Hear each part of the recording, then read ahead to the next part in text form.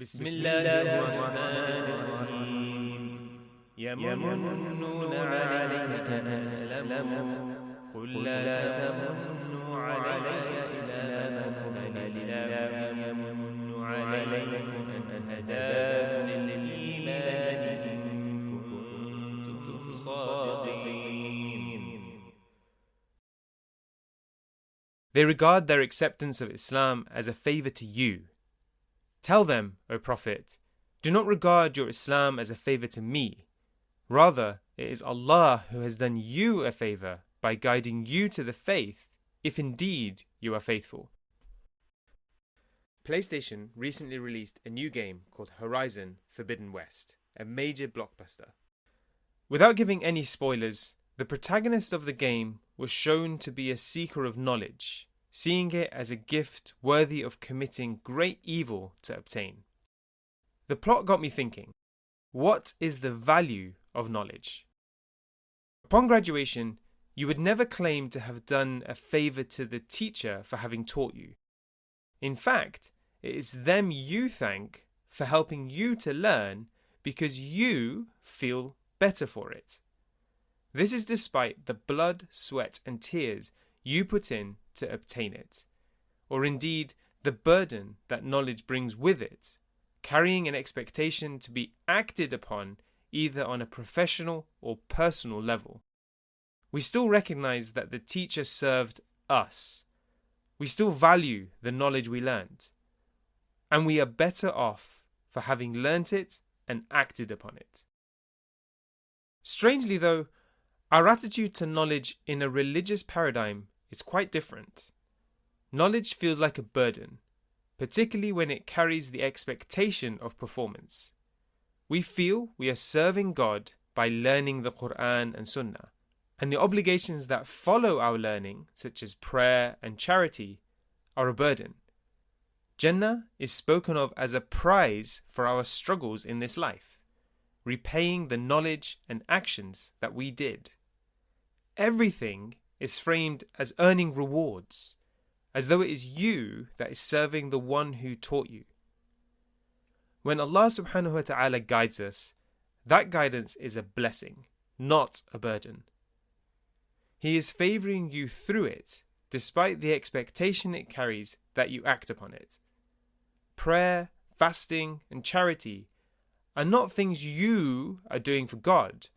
Rather, they are the consequence of a knowledge that you have been blessed with, something you should be grateful for, and something that will enhance your life. No one would go to university without the expectation that they will use their degree in some way. So why don't we act the same with our faith?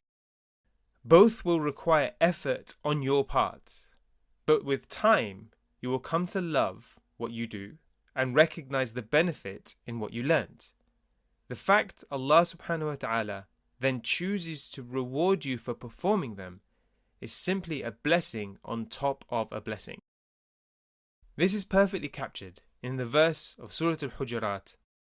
يَمُنُّونَ عَلَيْكَ أَنْ أَسْلَمُوا قُلْ لَا تَمُنُّوا عَلَيَّ إِسْلَامَكُمْ بَلِ اللَّهُ يَمُنُّ عَلَيْكُمْ أَنْ هَدَاكُمْ لِلْإِيمَانِ إِن كُنتُمْ صَادِقِينَ. They regard their acceptance of Islam as a favour to you. Tell them, O Prophet, do not regard your Islam as a favour to me.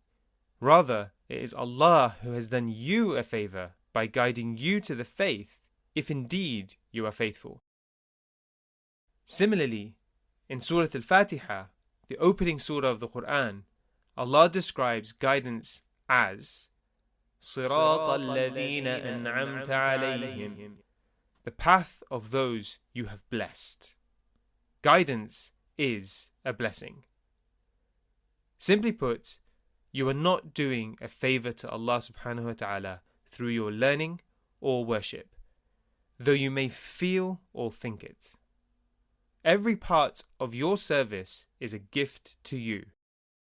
God rewarding your action is just another favour on top of all the things He has done for you already. Assalamu alaikum wa rahmatullah. This is Talha again from the Quran Club. It's good to take a pause during the summer holidays to just think about why it is we're learning. As parents, we know that we put our kids in the best schools because of the value of that education.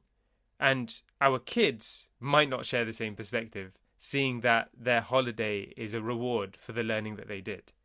But one thing that I've noticed is that we don't see our religion in the same way. Faith and practice feels like a burden that we are doing for God rather than God is doing for us. In this case, we are our children in our mindset.